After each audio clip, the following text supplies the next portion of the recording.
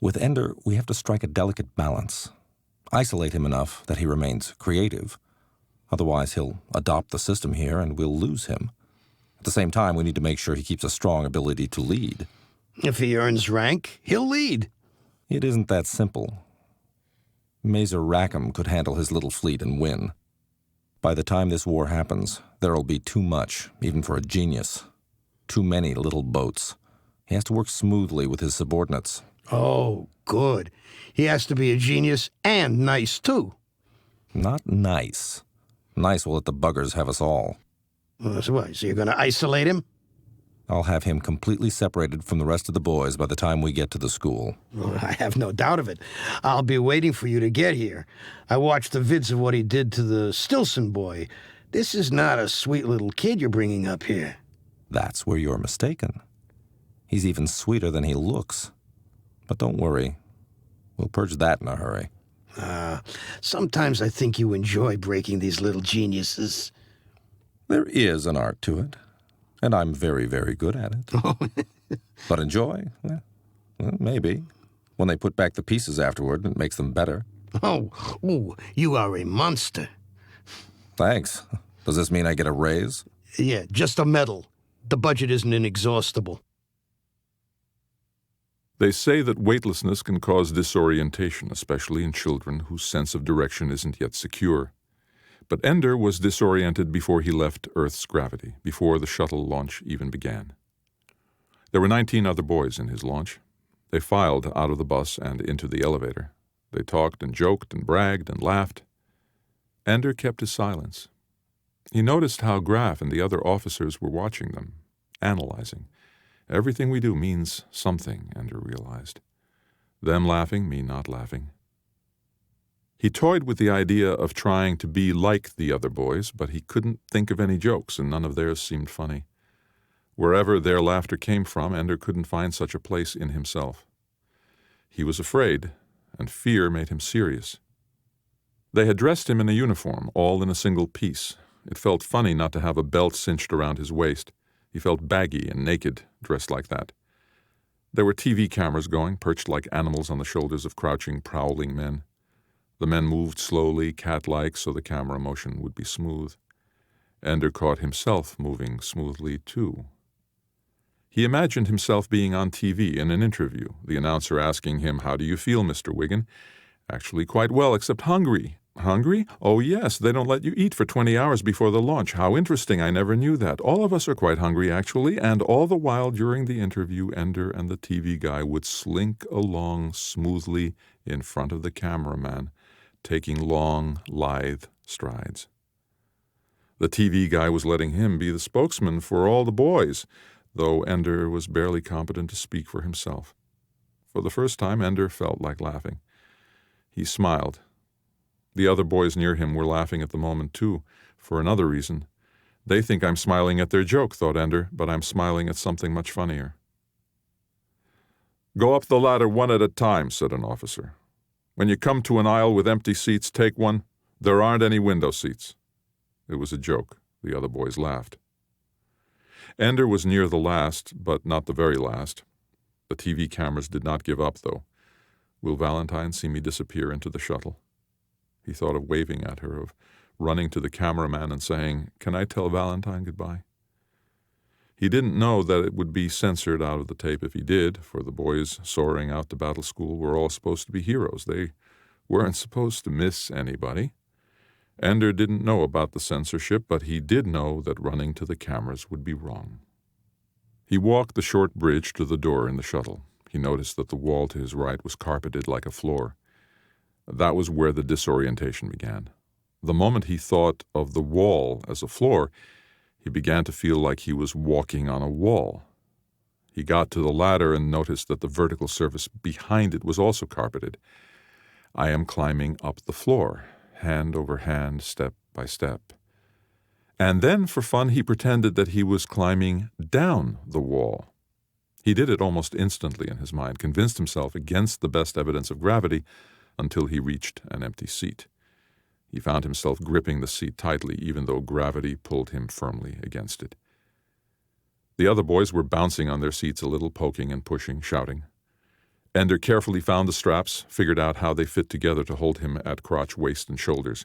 He imagined the ship dangling upside down on the undersurface of the Earth, the giant fingers of gravity holding them firmly in place. But we will slip away, he thought. We are going to fall off this planet. He did not know its significance at the time. Later, though, he would remember that it was even before he left Earth that he first thought of it as a planet like any other, not particularly his own. "Ah, already figured it out," said Graf. He was standing on the ladder. "Coming with us?" Ender asked. "Well, I don't usually come down for recruiting," Graf said. "I'm kind of in charge there, administrator of the school, like a principal. They told me I had to come back or I'd lose my job." He smiled. Ender smiled back. He felt comfortable with Graf. Graf was good, and he was principal of the battle school. Ender relaxed a little. He would have a friend there. Adults helped the other boys belt themselves in place, those who hadn't done as Ender did. Then they waited for an hour while a TV at the front of the shuttle introduced them to shuttle flight, the history of spaceflight, and their possible future with the great starships of the IF. Very boring stuff.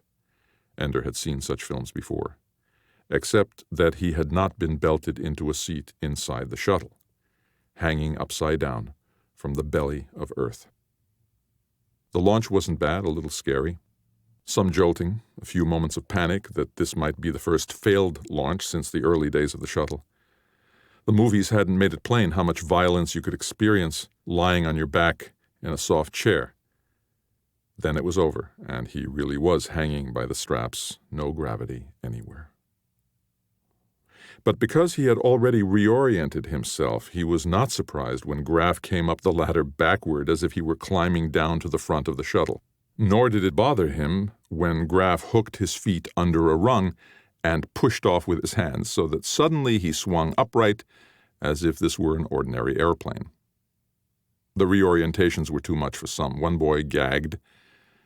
Ender understood then why they had been forbidden to eat anything for 20 hours before the launch. Vomiting in null gravity wouldn't be fun. But for Ender, Graf's gravity game was fun, and he carried it further, imagining that Graf was actually hanging upside down from the center aisle and then picturing him sticking straight out from a side wall. Gravity could go any which way. However I want it to go. I can make Graf stand on his head and he doesn't even know it. "What do you think is so funny, Wiggin?" Graf's voice was sharp and angry.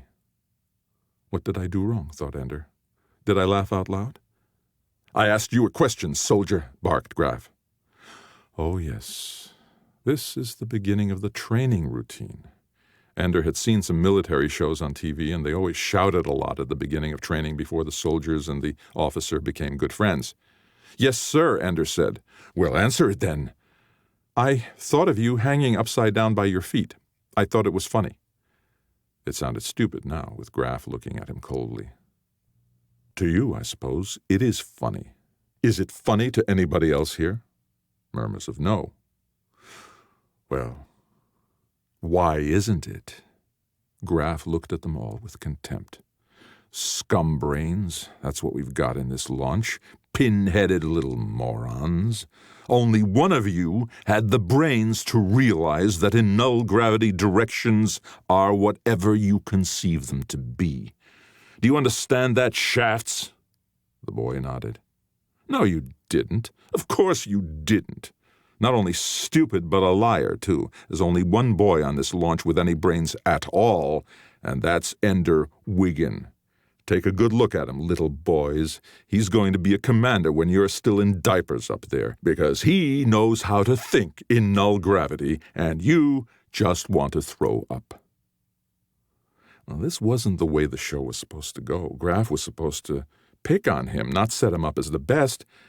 They were supposed to be against each other at first so they could become friends later. Most of you are going to ice out. Get used to that, little boys. Most of you are going to end up in combat school because you don't have the brains to handle deep space piloting. Most of you aren't worth the price of bringing you up here to battle school because you don't have what it takes. Some of you might make it. Some of you might be worth something to humanity, but don't bet on it.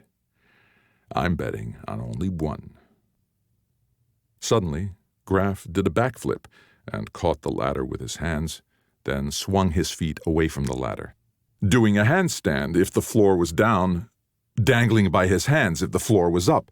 Hand over hand, he swung himself back along the aisle to his seat. "Looks like you've got it made here," whispered the boy next to him. Ender shook his head. "Oh, won't even talk to me," the boy said. "I didn't ask him to say that stuff," Ender whispered. He felt a sharp pain on the top of his head. Then again, some giggles from behind him. The boy in the next seat back must have unfastened his straps. Again, a blow to the head. "Go away," Ender thought. "I didn't do anything to you." Again, a blow to the head. Laughter from the boys. Didn't Graf see this? Wasn't he going to stop it? Another blow, harder. It really hurt. Where was Graf? Then it became clear. Graf had deliberately caused it. It was worse than the abuse in the shows. When the sergeant picked on you, the others liked you better, but when the officer prefers you, the others hate you. "Hey, fart eater," came the whisper from behind him. He was hit on the head again. "You like this? Hey, super brain, is this fun?" Another blow, this one so hard that Ender cried out softly with the pain. If Graf was setting him up, there'd be no help unless he helped himself. He waited until he thought another blow was about to come. Now, he thought, and yes, the blow was there. It hurt, but Ender was already trying to sense the coming of the next blow.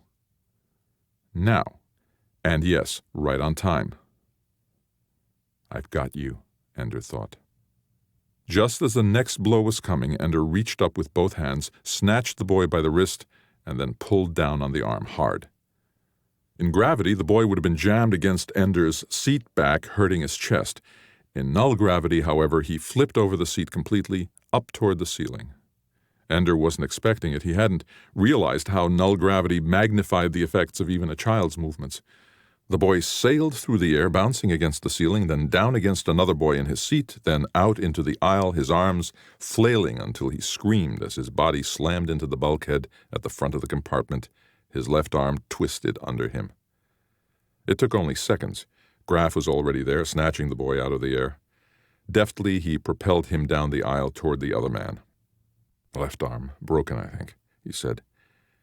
In moments, the boy had been given a drug and lay quietly in the air as the officer ballooned a splint around his arm. Ender felt sick. He had only meant to catch the boy's arm.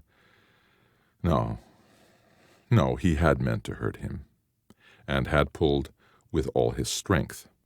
He hadn't meant it to be so public, but the boy was feeling exactly the pain Ender had meant him to feel. Null gravity had betrayed him, that was all. I am Peter. I'm just like him. And Ender hated himself. Graf stayed at the front of the cabin. "What are you, slow learners? In your feeble little minds, haven't you picked up one little fact? You were brought here to be soldiers. In your old schools, in your old families, maybe you were the big shot. Maybe you were tough. Maybe you were smart. But we chose the best of the best, and that's the only kind of kid you're going to meet now. And when I tell you Ender Wiggin is the best in this launch, take the hint, my little dorklings. Don't mess with him. Little boys have died in battle school before. Do I make myself clear?" There was silence the rest of the launch. The boy sitting next to Ender was scrupulously careful not to touch him. "I am not a killer," Ender said to himself over and over. "I am not Peter. No matter what Graf says, I'm not. I was defending myself. I bore it a long time. I was patient. I'm not what he said." A voice over the speaker told them they were approaching the school. It took 20 minutes to decelerate and dock. Ender lagged behind the others. They were not unwilling to let him be the last to leave the shuttle, climbing upward in the direction that had been down when they embarked. Graf was waiting at the end of the narrow tube that led from the shuttle into the heart of the battle school. "Was it a good flight, Ender? Graf asked, cheerfully. I thought you were my friend. Despite himself, Ender's voice trembled. Graf looked puzzled. Whatever gave you that idea, Ender? Because you spoke nicely to me, and honestly, you didn't lie. I won't lie now either, said Graf. My job isn't to be friends. My job is to produce the best soldiers in the world, in the whole history of the world. We need a Napoleon, an Alexander, except that Napoleon lost in the end and Alexander flamed out and died young. We need a Julius Caesar, except that he made himself dictator and died for it. My job is to produce such a creature and all the men and women he'll need to help him. Nowhere in that does it say I have to make friends with children. You made them hate me. So, what will you do about it? Crawl into a corner, start kissing their little backside so they'll love you again? There's only one thing that will make them stop hating you, and that's being so good at what you do that they can't ignore you. I told them you were the best. Now you damn well better be. What if I can't? Then too bad. Look, Ender, I'm sorry if you're lonely and afraid, but the buggers are out there. 10 billion, 100 billion, 1,000,000 billion of them for all we know, with as many ships for all we know, with weapons we can't understand, and a willingness to use those weapons to wipe us out. It isn't the world at stake, Ender, just us, just humankind. As far as the rest of the biosphere is concerned, we could be wiped out and it would adjust. It would get on with the next step in evolution. But humanity doesn't want to die. As a species, we have evolved to survive. And the way we do it is by straining, and at last, every few generations giving birth to genius. The one who invents the wheel, and light, and flight, the one who builds a city, a nation, an empire. Do you understand any of this? Ender thought he did, but wasn't sure, and so said nothing. No, of course not. So I'll put it bluntly. Human beings are free except when humanity needs them. Maybe humanity needs you to do something. Maybe humanity needs me to find out what you're good for. We might both do despicable things, Ender, but if humankind survives, then we were good tools. Is that all? Just tools? Individual human beings are all tools that the others use to help us all survive. That's a lie. No, it's just a half-truth. You can worry about the other half after we win this war. It'll be over before I grow up, Ender said. I hope you're wrong, said Graf. By the way, you aren't helping yourself at all talking to me. The other boys are no doubt telling each other that old Ender Wiggin is back there licking up to Graf. If word once gets around that you're a teacher's boy, you're iced for sure. In other words, go away and leave me alone. Goodbye, Ender said. He pulled himself hand over hand along the tube where the other boys had gone. Graf watched him go. One of the teachers near him said, "Is that the one?" "God knows," said Graf. "If Ender isn't him, then he'd better show up soon." "Maybe it's nobody," said the teacher. "Maybe. But if that's the case, Anderson, then in my opinion, God is a bugger. You can quote me on that." "I will." They stood in silence a while longer. "Anderson?" "The kid's wrong. I am his friend." "I know. He's clean, right to the heart. He's good. I've read the reports. Anderson, think what we're going to do to him." Anderson was defiant. "We're going to make him the best military commander in history. And then put the fate of the world on his shoulders. For his sake, I hope it isn't him. I do. Cheer up. The buggers may kill us all before he graduates." Graf smiled. "Yeah, you're right. I feel better already."